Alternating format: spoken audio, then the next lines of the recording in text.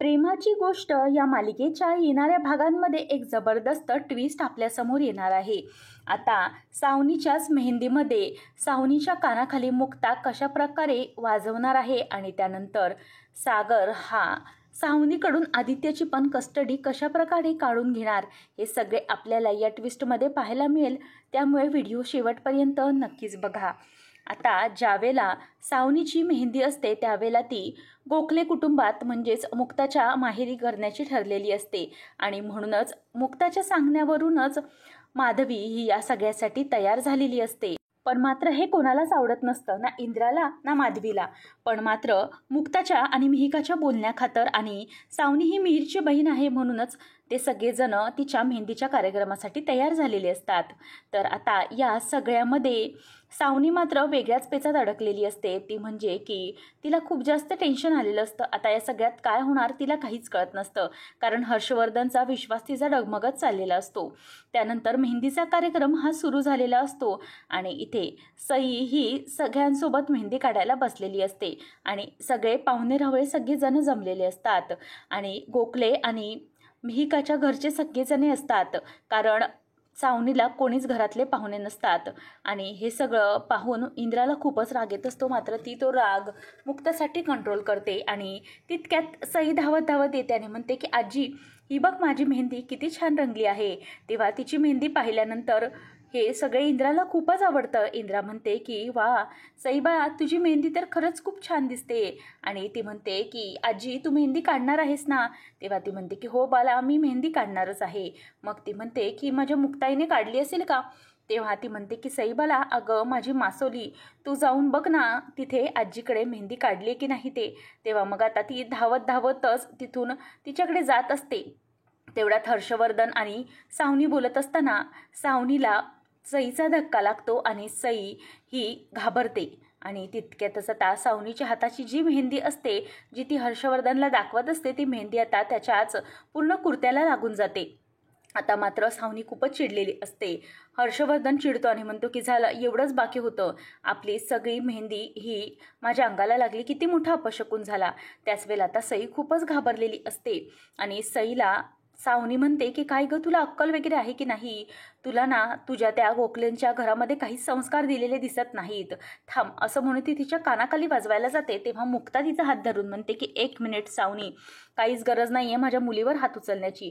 ती लहान आहे, तिला जर कळत नसेल तर तिला तू समजून सांगायला हवंस, तिच्यावर हात उचलण्याची काय गरज आहे? तेव्हा सावनी म्हणते की अगं हात उचलण्याची गरज म्हणजे काय, ती माझी मुलगी आहे, मी तिच्यासोबत काहीही करेन, तू कोण मध्ये बोलणारी? तेव्हा मग आता मुक्ता मात्र बोलून दाखवते की तू कोण बोलणारी म्हणजे मी सईची आई आहे। तू जरी सईला जन्म दिला असलास ना तरीही तिची खरी आई मी आहे, माझ्यासोबत ती राहते, माझे संस्कार आहेत तिच्यात आणि म्हणूनच तिला काही बोलायचं नाही। आणि इथून पुढे जर माझ्या सईवर हात उगारलास तर लक्षात ठेव।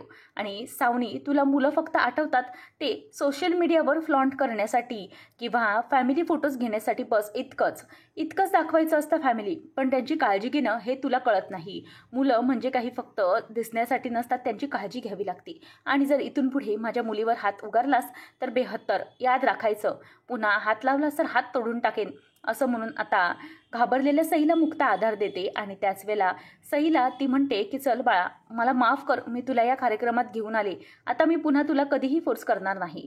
त्यानंतर मग आता त्या निघून गेल्यानंतर सागरही बोलून दाखवतो की हो बरोबर आहे, काय ना या अशा माणसांना आपल्या मुलांशी कसं वागायचं, लहान मुलांशी कसं वागायचं अजिबात कळत नाही, कारण त्यासाठी आईचा जीव असावा लागतो जसा मुक्ताचा आहे सईवर।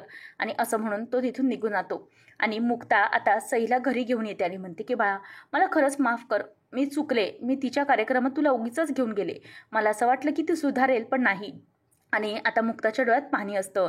सई म्हणते की मुक्ताई तू कशाला रडतेस, मला कळतंय की या सगळ्यामुळे तुला खूपच वाईट वाटलेलं आहे, पण खरंच मला नाही वाईट वाटत, जाऊ देत ना, ती सावनी मम्मा तशीच आहे, तिचा स्वभावच आहे तो, पण माझं पण चुकलं ना, मला मेहंदीचा धक्का लागला, ठीक आहे मी सगळं सोडून देते आणि तू घाबरू नकोस, आपण तिचे प्रत्येक फंक्शन अटेंड करूया, कारण मला तू शिकवतेस ना सगळ्यांना माफ करायला शिकायचं। तेव्हा मात्र मुक्ता तिला जवळ घेते आणि म्हणते की माझं सई बाळ किती हुशार झालेलं आहे। आता सईचं आणि मुक्ताचं ते प्रेम पाहून माधवीला मात्र खूपच भरून आलेलं असतं आणि बाजूला इंद्रा उभी असते, त्या दोघींचं ते प्रेम पाहून इंद्राला देखील ऊर भरून आलेला असतो। ती म्हणते की माझी मासोली आणि माझी मुक्ता किती गोड दिसत आहेत.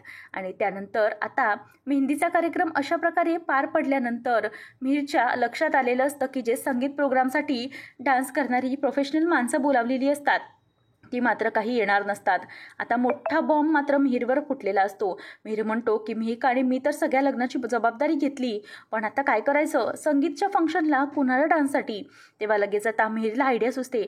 मिहीर म्हणतो की जर आपलं गोखले आणि कोळी कुटुंब यांनी डान्स केला तर. त्याच वेळेला मग आता सागरला तर ही आयडिया पटते, पण इंद्रा आणि माधवीला कसे तयार करायचे हे त्यांना काहीही समजलेलं नसतं. सई म्हणते की खूपच मजा येईल, आपण सगळेजण मिळून डान्स करूया ना. तेव्हा मग आता लगेच इकडे डान्सची तयारी सुरू झालेली असते. माधवी कशीबशी मिहिकाला होकार देते आणि इंद्रा मात्र बघतच राहिलेली असते. इंद्रा म्हणते की मी डान्स कशी करणार. तेव्हा मग आता लगेच पुढे मिहिका म्हणते की बघा आता माधवी तरी डान्स करणार आहे, म्हणजे मावशी डान्स करणार आहे, मग आता तुमचं काय ते बघून घ्या, बघा तुम्हाला हरायचं आहे की जिंकायचं आहे. मग आता मुक्ता ही म्हणते की आपल्या इज्जतचा सवाल आहे मम्मी, आपल्याला केलंच पाहिजे. तर इथे इंद्रा गपचूप बसते, ती काहीच बोलत नाही. मात्र माधवीला चेअरअप करण्यासाठी मुक्ता घरी जाते आणि म्हणते की खरंच मला खूप आवडलं, तू डान्ससाठी तयार झालीस ते. तर इथे इंद्राच्या मनात मात्र लगबग होत असते. ती म्हणते की जर ती माधवी डान्स करू शकते तर मी पण का करू शकत नाही, मी पण माझा कोली डान्स करूच शकते. आता लगेच हे ऐकल्यानंतर मुक्ताला खूप बरं वाटलेले असते. माधवी आणि इंद्रा दोघीजणही डान्स करणार म्हणून सगळेजण खुश असतात. तर इथे सागर हा सावनीला भेटायला बोलवतो आणि तिला म्हणतो की मला महत्त्वाचं बोलायचं आहे, मला आदित्यबद्दल बोलायचं आहे, कारण तू सईशी ज्या प्रकारे वागणूक केलीस त्यावरून मला असं वाटतंय की आदित्य तुझ्याकडे सेफ नाही. तेव्हा ती म्हणते की असं काहीच नाही आहे. तो म्हणतो की तुला एक काम करावं लागेल, तुला त्या हर्षवर्धनला सांगितलं पाहिजे की तू त्याला मुलगा म्हणून स्वीकार कर, नाही तर मी हे शक्य करणार नाही आणि आदित्यला मी माझ्याकडे पुन्हा घेईन. त्याच वेळेला आता इथे हे सगळं ऐकल्यानंतर सावनीला मात्र राग आलेला असतो. सावनी म्हणते की मी याबद्दल हर्षवर्धनशी बोलून घेते आणि घरी गेल्यावरती हर्षवर्धन समोर ती विषय काढते. ती म्हणते की मला जरा तुझ्याशी बोलायचं आहे. तेव्हा तो म्हणतो की काय झालं. तेव्हा ती म्हणते की आपल्याला एक ॲग्रीमेंट साईन करावं लागेल, ज्याच्यामध्ये तू आपल्या आदित्यला अडॉप्ट करते असं लिहावं लागेल. तेव्हा मग तो चिडतो आणि म्हणतो की काय गरज आहे या सगळ्याची. तेव्हा ती म्हणते की गरज आहे, सगळ्यांना असं वाटतंय की तुझं प्रेम नाही आहे त्याच्यावर, म्हणूनच तू हे ॲग्रीमेंट साईन कर. असं म्हणून ती ॲग्रीमेंट साईन कर, नाही तर आपलं लग्न होणार नाही असं त्याच्यासमोर अट ठेवते. तर इथे संगीताच्या दिवशी सगळेजण छान तयार झालेले असतात. तर इथे सगळी लगबग सुरू असते. इथे इंद्रा देखील छान कोळी वस्त्र घालून आलेली असते आणि तिचे नेहमीप्रमाणे साजशृंगार करून आलेली असते. तर माधवीला पाहून ती बघतच राहिलेली असते. आणि त्यानंतर आता इथे डान्स सुरू होणार असतो. सगळेजण डान्स करतात. तर इथे माधवी आणि इंद्राचा डान्स हा पार पडतो आणि त्यानंतर आदित्य हा सावनीला सरप्राईज देण्यासाठी म्हणून स्टेजवर डान्स करायला जातो. तर तितक्यातच त्याला साथ देण्यासाठी कोणी नाही म्हणून पुढे सागर जातो आणि म्हणतो की मी तुझ्यासोबत डान्स करतो.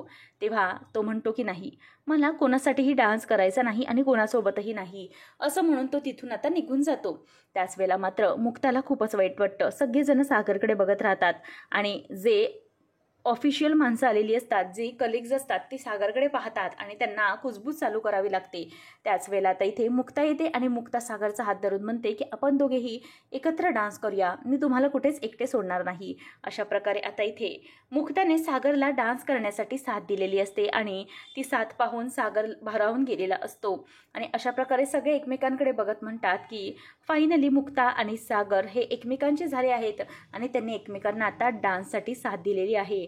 आता हे पाहिल्यावर मात्र सावनीचा आणि हर्षवर्धनचा चांगला जळफाट व्हायला लागलेला असतो. आता मुक्ता ही सागरला म्हणते की तुम्हाला कुठेच आणि कधीच मी एकटे सोडणार नाही, अजिबात नाही. आणि हे पाहून सईला देखील खूप बरं वाटतं. आता सावनीच्या या संगीतच्या फंक्शनमध्ये नेमका पुढे काय प्रकार घडणार आणि आदित्य आता मुक्तावरचा राग कशा प्रकारे काढणार आणि सावनीचं लग्न आता निर्विघ्नपणे पार पडणार का, हे सगळे पाहणे रंजकतेचे ठरणार आहे. अशाच मालिकांचे लेटेस्ट अपडेट जाणून घेण्यासाठी आजच आपल्या चॅनलला सबस्क्राईब नक्की करा.